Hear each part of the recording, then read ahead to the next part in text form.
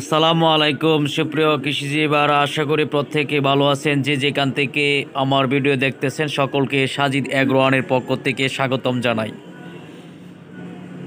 সুপ্রিয় কৃষিজীবীরা, আপনারা অনেকে শশা চাষ করবেন এবং শশা চাষ করেছেন। আপনারা যারা শশা চাষ করছেন মালচিং পেপার দিয়ে অবশ্যই সারের ম্যানেজমেন্ট আপনারা ঠিকঠাক রাখবেন।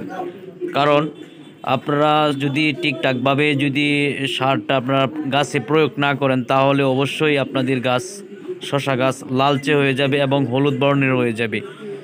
যে সমস্যায় অনেকেই আমরা ভুক্তভোগী বা অনেকেই এই সমস্যায় পড়ে থাকি, তখন কিন্তু আপনারা প্রচুর পরিমাণে সার প্রয়োগ করলেও কিন্তু শশা গাছ সবুজ হয় না। এটার জন্যই আমি অবশ্যই আপনাদেরকে গুরুত্ব সহকারে বলতে চাই যে আপনারা যখন শশা চাষটা করবেন অবশ্যই আপনারা সারগুলা সুন্দরভাবে দিবেন এবং সার প্রয়োগ করার সঠিক প্রয়োগ করার চেষ্টা করবেন। আজকে আমি কথা বলার চেষ্টা করব আপনারা শশা গাছে যখন দ্বিতীয় ধাপে আপনারা কখন সার প্রয়োগ করবেন এবং কি কি সার প্রয়োগ করবেন। আপনারা যখন শশা গাছে জালি চলে আসবে, যখন দেখবেন জালি চলে আসছে, শশাগুলো আপনার সেট আপ হওয়া শুরু করছে, ফুল ফুটবে ভাব, তখন কিন্তু অবশ্যই আপনারা দ্বিতীয় ধাপে শশা গাছের সারটা প্রয়োগ করার চেষ্টা করবেন। কারণ তখন যদি আপনারা শশা গাছে দ্বিতীয় ধাপে সারটা প্রয়োগ করেন তাহলে অবশ্যই আপনারা শশাগুলো আঁকাবাঁকা হবে না, একদম সকল শশাগুলো আপনার শেপ সাইজ ভালো থাকবে।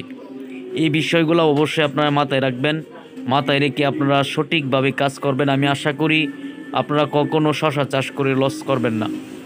যে গাছগুলা দেখতেছেন এইগুলা কিন্তু আপনারা দেখেন প্রত্যেকটা গাছে কিন্তু শশার জালি হওয়া শুরু করে দিয়েছে এবং প্রত্যেকটা জালি কিন্তু আপনারা একটু যদি লক্ষ্য করেন যে সেট আপ হবে ইনশাল্লাহ, তখনই কিন্তু আপনারা দ্বিতীয় ধাপে সারটা প্রয়োগ করার চেষ্টা করবেন।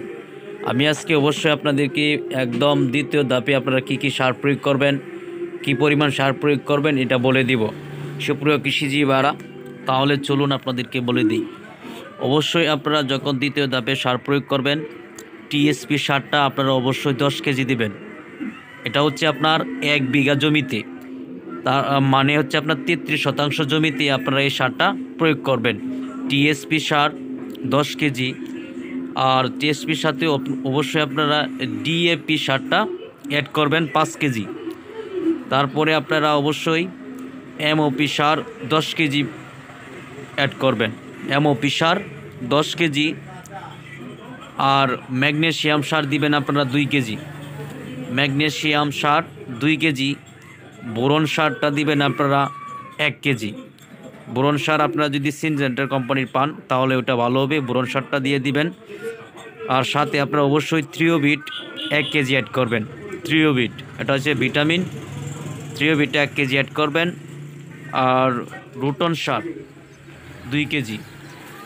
এভাবে আপনারা অবশ্যই অ্যাড করে প্রত্যেকটা সার সুন্দরভাবে আপনারা মিক্স করবেন। মিক্স করার পরে অবশ্যই আপনারা ড্রেনের ভিতর পানি সেচ দিয়ে আপনারা অবশ্যই সেচ দিয়ে তারপরে আপনারা সারটা ছিটিয়ে দিবেন। ছিটানোর ওটা আপনারা পানি অবশ্য সেচ দিয়ে তারপরে ছিটাবেন।